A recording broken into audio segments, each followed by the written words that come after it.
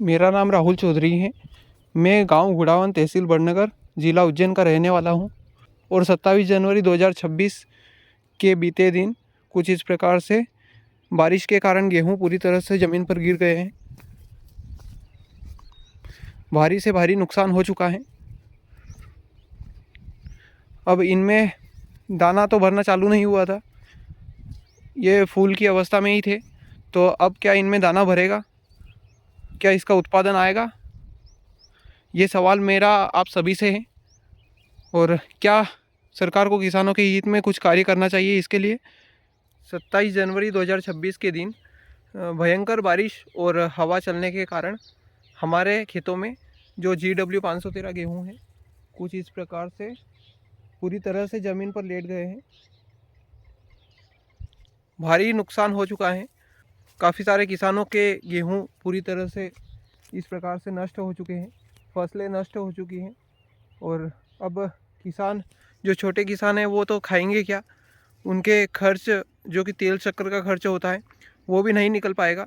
और काफ़ी दुखदायक घटना हुई है ये GW 513 गेहूँ, और बिल्कुल चादर सी बन गई है इनकी।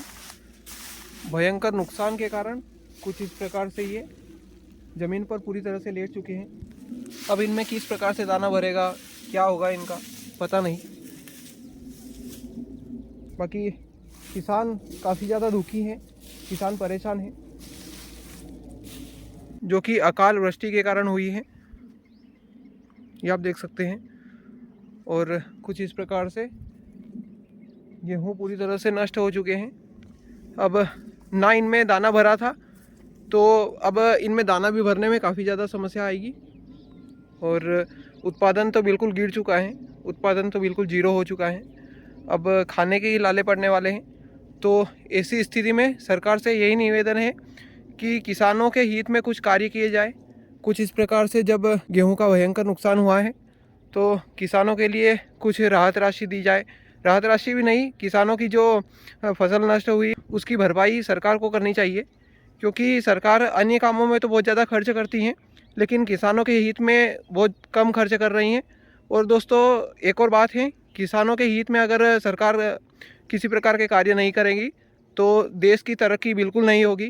क्योंकि किसान है तो देश है, और किसान से ही राष्ट्र की तरक्की होती है। तो सरकार से निवेदन है कि किसान अन्नदाता हैं, अन्नदाता की रक्षा करें।